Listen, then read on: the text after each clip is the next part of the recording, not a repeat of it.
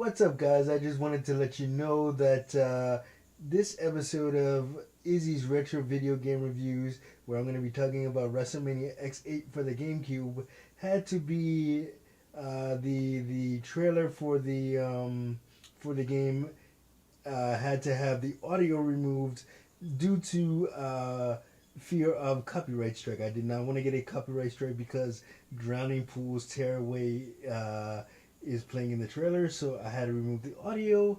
Hence, why you don't hear any audio on the trailer when you watch the video. When you watch the trailer for the video game, just wanted to let you guys know that. But now that we got that out the way, enjoy this episode of Izzy's Retro Video Game Reviews. What's up, everybody, and welcome back to another episode of Izzy's Retro Video Game Reviews. I know it's been a while since I've done one of these. It's been about a month, I think.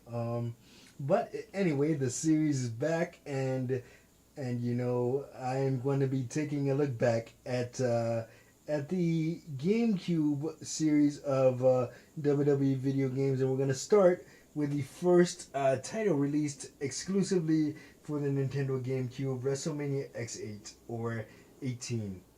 But before I do, let's get into the trailer. Let's take a look back at it.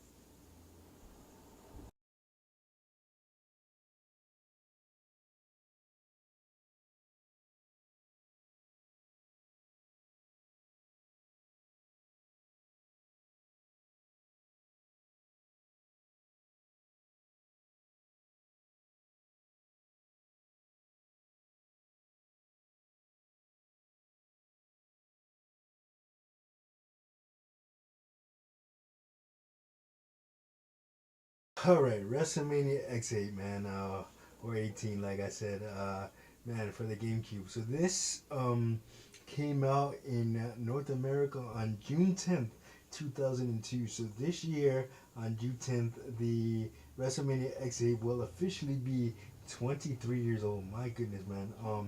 And this game was released at the very beginning of the ruthless aggression era. So there are several eras or periods in WWE, and first it started with a golden era.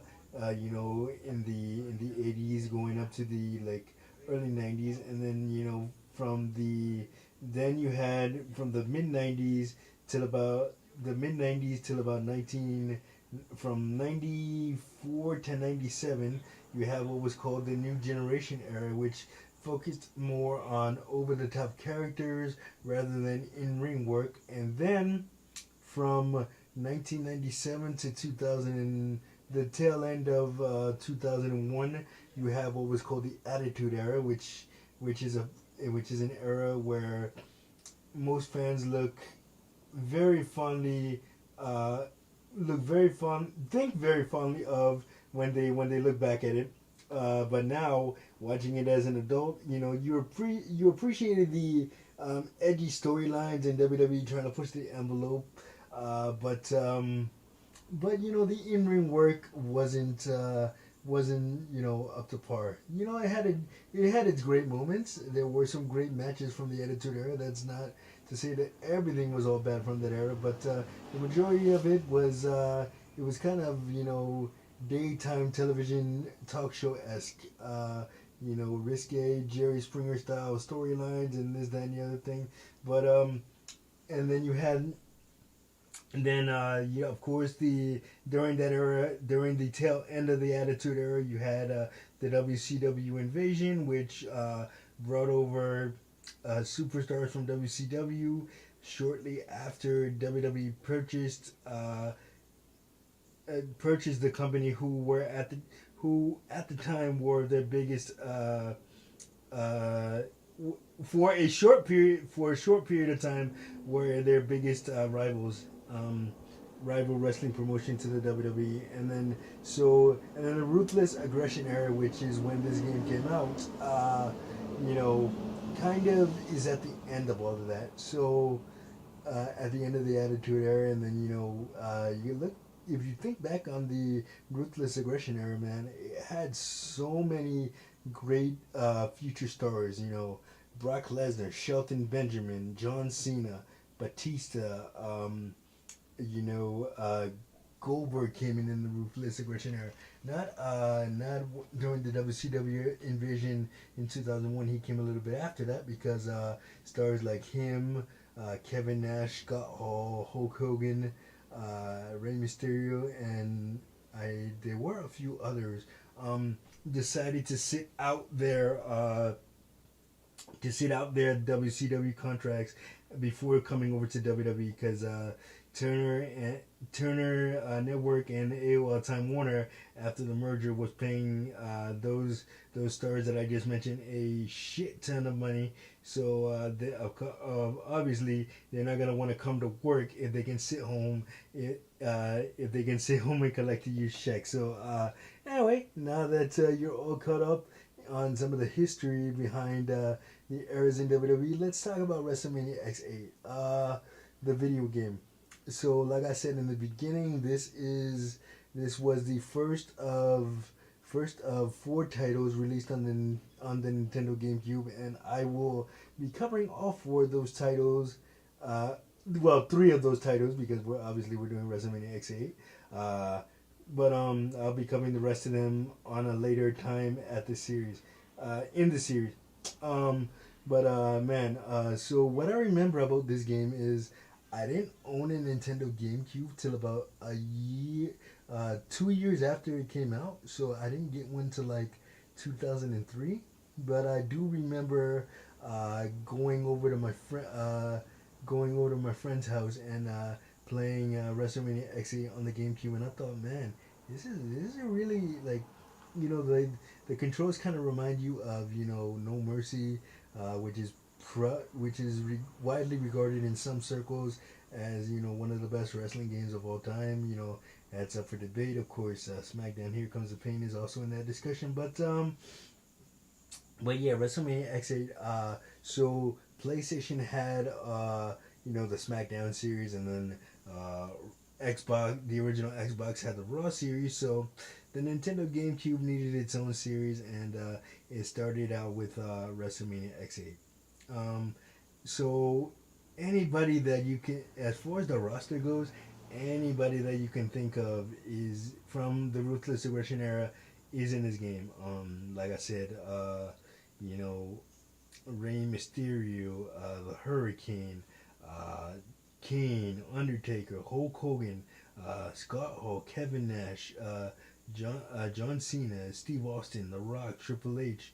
Man, just anybody that you can think of from the Ruthless Aggression era is pretty much in this game. And what made it so cool was the NWO, who just kind of reformed in 2002. Made their first appearance. Kevin Nash and Scott Hall had defected back to WCW, the rival company, in 1996, and then of course Hollywood Hulk Hogan left the WWE 2 years prior to that in 1994, and now they're all back and they're all in this game. So it was really cool to kind of see to kind of play with Hall and Nash and in the game, man. And like I said, man, this game, although it didn't have commentary and the controls were a little wonky, man, it was still a very, very enjoyable game. The only thing that I didn't like about the game when I got my own copy was I got a chance to play the story mode, and it's not really a story mode. Like you basically create a character, and you start out in the WWE. Your career is going well, but then then you get taken out, and you kind of have to fight your way back into WWE through a series of challenges, and you're up against Stephanie McMahon, the evil general manager and stuff like that. It was just kind of weird. It wasn't your typical story mode that you see in WWE games today, where there's like seasons and intricate storylines and branching story paths. There was none of that back then. But anyway, still weird but enjoyable. But man, the Nintendo GameCube series of WWE games is severely underrated because, like I said, like I said, uh, No Mercy and SmackDown, Here Comes the Pain, and even SmackDown versus Raw get mentioned. But then when you look at the Nintendo GameCube series of WWE titles, it doesn't really get the respect it deserves. Although WrestleMania X-8 was an okay debut on the GameCube, the games would get better. Of course, WrestleMania 19, and then Day of Reckoning 1 and 2. Uh, but yeah, man, it's still an enjoyable game. I had a lot of I have a lot of fun memories playing it, and and I hope to somehow someday fire up a GameCube and throw it on again because I still have my copy somewhere in the basement. But let me know what you guys thought of WrestleMania X8 for the GameCube. If you still have it, or if you still play it today, please let me know down in the comments, man. Let's talk about it. But anyway, that is gonna do it for this episode of Izzy's Retro Video Game Reviews. Like, subscribe, share. Don't forget to hit that notification button so you don't miss a video. And I, of course, will see you guys on the next one. Peace.